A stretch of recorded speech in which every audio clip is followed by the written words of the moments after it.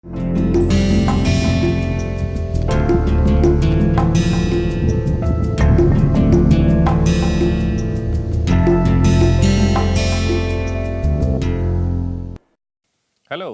welcome to Fundamentals of Acoustics. This is the fourth week of this particular course, and in this week what we will be covering is descriptions of waveguides and transmission lines, and essentially what this will help us understand is how do waves travel in 1D space.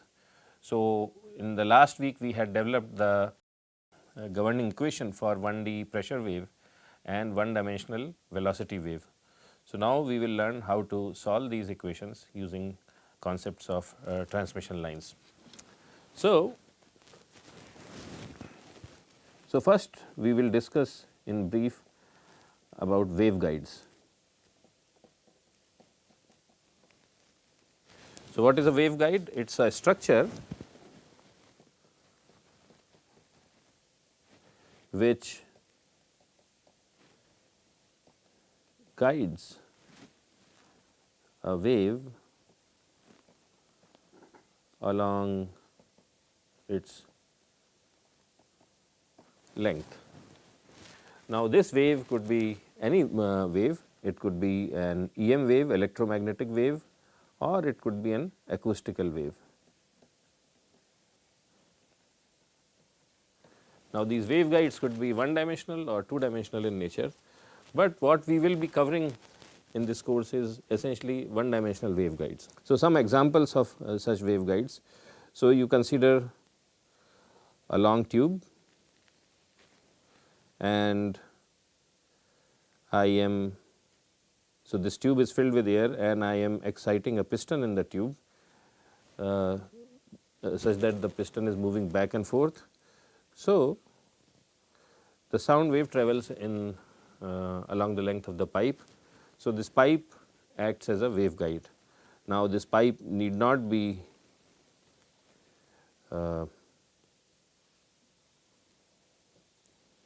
straight, but as long as its curvatures are gentle, then the sound will travel along the length of the pipe. So, both of these are examples of one dimensional wave transmission. Another example of waveguides in context of electromagnetic wave is a fiber optic cable. So, this cable is very thin and the light travels along the length of this cable. So, actually it travels inside the cable along the length of the cable, and the cable need not be straight, it can be bent and it can be hundreds of kilometers long, and the light travels along its length. Another example of a waveguide are transmission lines for electricity.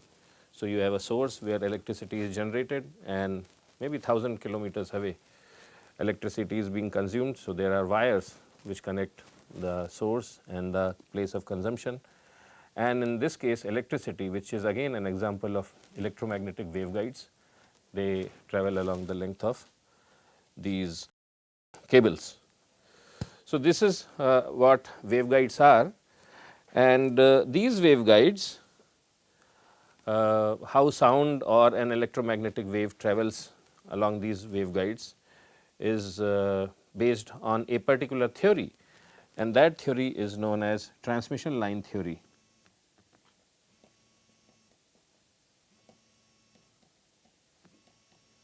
Transmission line theory.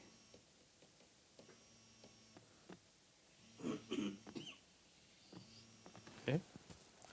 So, the theory which helps us understand how waves travel along waveguides is known as theory of transmission lines. So, we are going to discuss the basics of this transmission line theory in context of acoustical waves. So, what we had expressed earlier is that, so let us consider the pressure wave equation.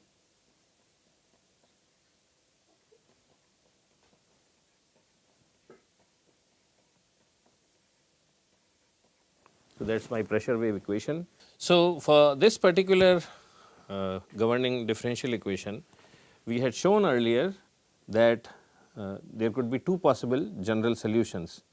So, solution 1 is f1 t minus x over c, and then another possible solution is f2 of t plus x over c. Okay. Now, f1 itself could be a series of functions and f2 itself could be a series of functions. So, in general, the most general solution for this would be a series of f1s and a series of f2s. So, what would that look like? So, first we will write a series of f1s, f a1 t minus x over c plus f a2 t minus x over c plus f a3 t minus x over c plus, and this could go up to n terms. So, these are all f a1, f a2, f a3, these all depict components of the wave which is travelling in the positive x direction.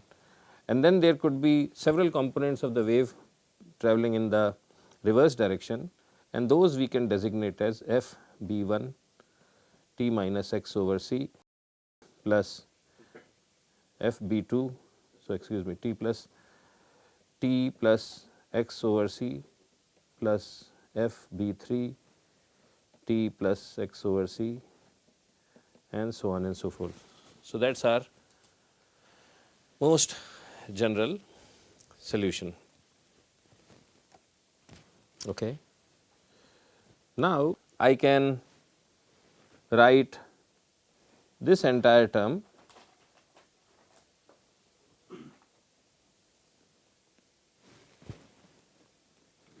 as,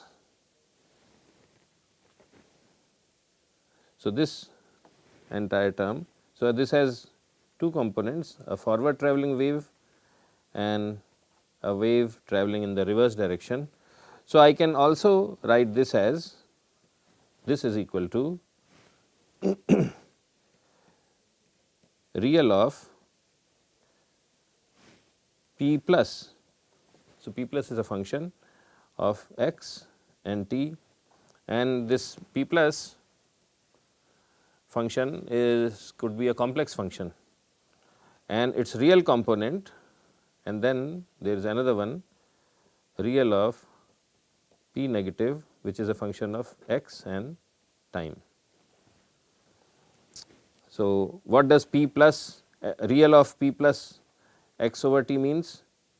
It essentially means the sum of these f a1, f a2, f a3, and real of p negative could be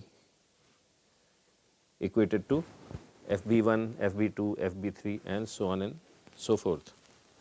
So, using this such an equivalence, I can write p plus of x and t, if I take its real portion.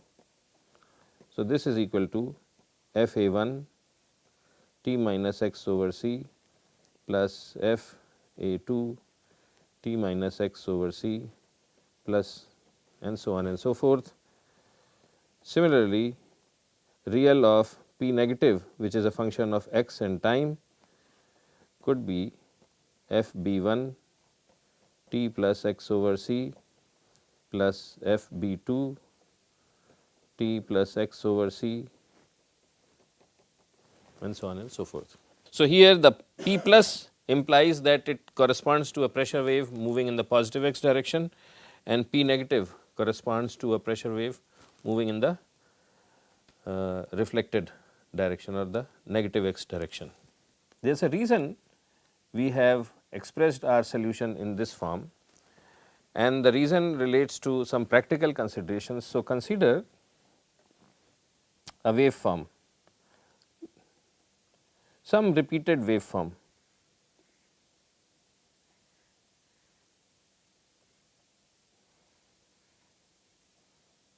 So, let us say this is some repeated waveform, and it is, so it is a repeated waveform.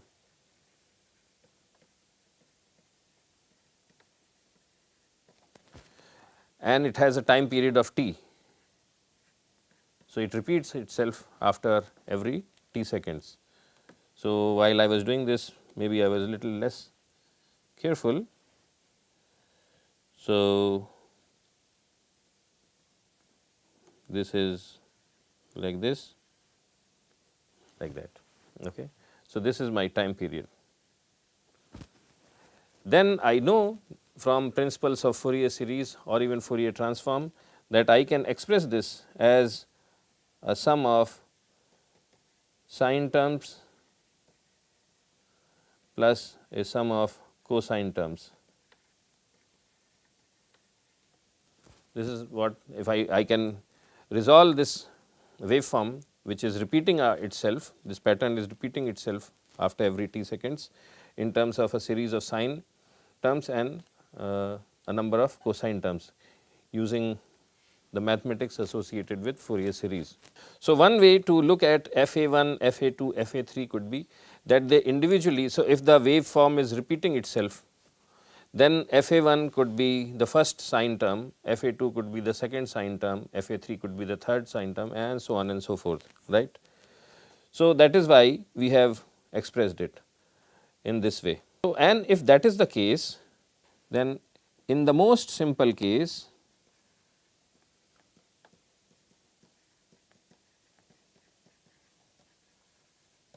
that is when there is only one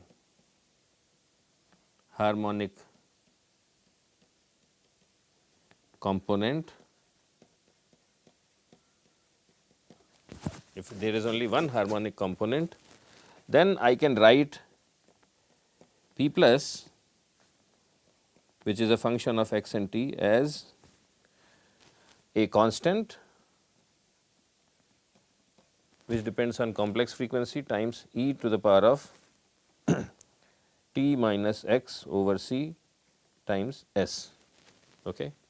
If there were multiple harmonic components, if there was a long sine series, then it would be p plus 1 s e to the power of t minus x over c s plus p plus 2 s times e to the power of 2 t minus x over c, and so on and so forth.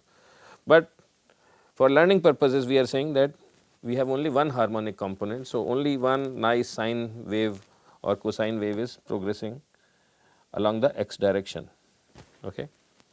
And similarly, p negative of x and t equals some constant p minus s e to the power of t plus x over c to the power times s. Okay. So, if that is the case, then pressure is what? Is real of p plus x over t, x and which is a function of x and t, plus p negative x and t, and this is equal to real of.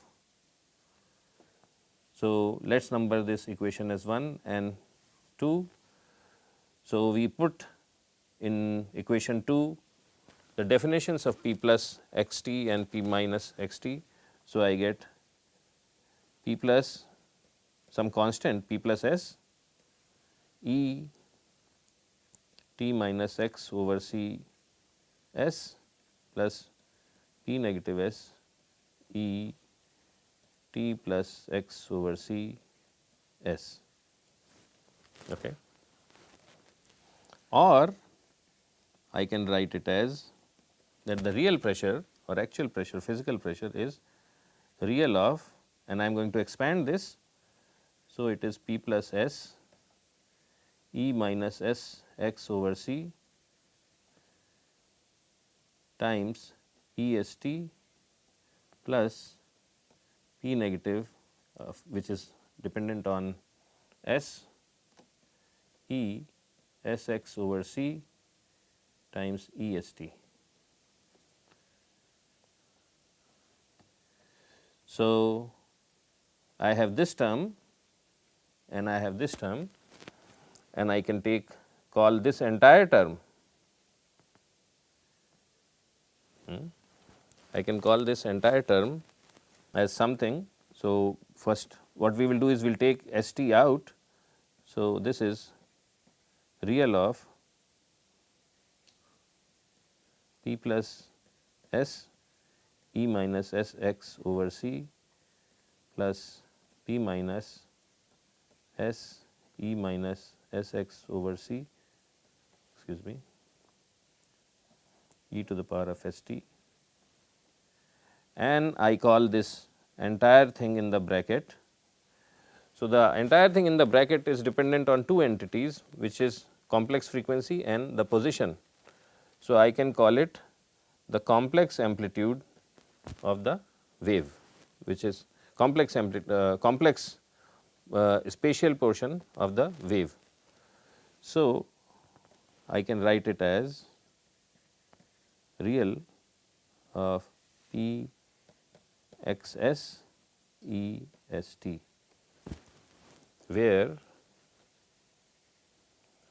p x s is equal to p plus s e minus s x over c plus p minus s e s x over c. Okay. So, to recap, the actual pressure is equal to real of some function which depends on x and s, and it is a complex function, times e to the power of s t, where this function, which is a complex function of x and s, p x and s, equals a constant number which can change on with respect to frequency, times e to the power of minus x x over c plus p negative, which again depends on s, times e to the power of s x over c. So, this equation is called the transmission line